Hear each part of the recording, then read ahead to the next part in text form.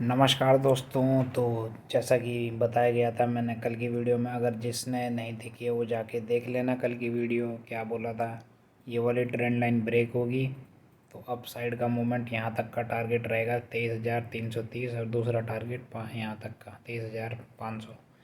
और अगर ये नीचे ब्रेक करता है 23,130 तो नीचे के टारगेट रहेंगे डायरेक्ट 22,972। तो देख सकते हैं मूवमेंट आया ऊपर की साइड। और भाई ये देखो, अगर तुम मार्च और अप्रैल में नहीं कमा रहे हो तो कुछ फ़ायदा नहीं है, फिर बाकी महीने क्या ही कमाओगे फिर जब साइडवेज रहता है मार्केट।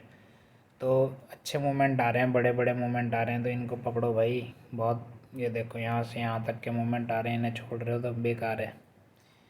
तो अब कल के लिए स्ट्रेटजी बता देता हूँ। मुझे नहीं पता है कल क्या आने वाला है रात के टाइम, क्योंकि पॉलिसी है, पॉलिसी कह रहा हूँ मैं, टैरिफ यूएस में। तो अभी हम क्या देखेंगे कि मेन जो हमारा वो है, एनालिसिस कर लेते हैं कल के लिए, कल कैसे करना है ट्रेड। और ध्यान से देखना भाई। तो अब बता देता हूँ, अगर मार्केट यहीं कहीं आसपास खुलता है, निफ्टी 23,000 350 23,000 इसके बीच में, ये यहाँ कहीं, तो हमारे लिए मेन जो अब सपोर्टिव एरिया होगा, एक तो ये 23,200 के आसपास और ये 23,133। तो हमें जो शॉर्ट मारना है नीचे की साइड, अगर पुट लेनी है तो इसके नीचे ही जाना है हमें भाई। ठीक है, इसके नीचे टारगेट यही रहेंगे 23,000 22,000 और 23,000 और 23,000 9 22,000 9 800 900। ठीक है।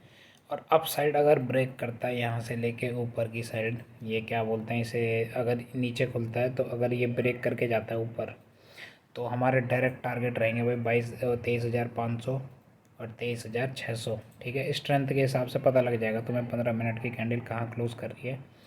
और अगर ये भी ब्रेक करता है 23,000 650 तो भाई डायरेक्ट टारगेट रहेंगे 23,800। और ये ब्रेक करता है तो 24,000 के पार, फिर 24,200। ठीक है, डायरेक्ट टारगेट रहेंगे भाई, ये सिंपल बता रहा हूँ मैं।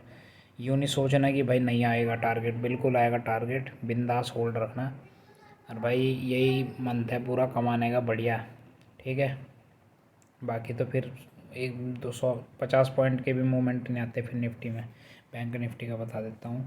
बैंक निफ्टी का भाई देखो, ये क्या बोला था मैंने, यहाँ ब्रेक करेगा, टारगेट इसके क्या रहेंगे, पहला टारगेट बोला गया था ये इस जगह के आसपास, ये जो ये क्या बोलते हैं 23,400 500 का, तो ये टारगेट आया भाई।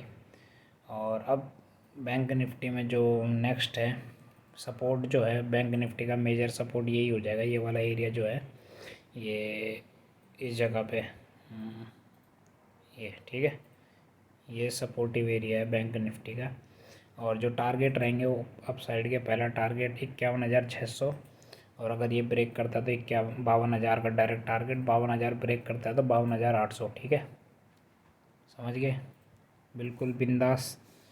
और एसबीआई देख लेते हैं। एसबीआई भाई, एसबीआई का चार्ट जो है वो डेली टाइम फ्रेम पर ठीक दिख रहा है।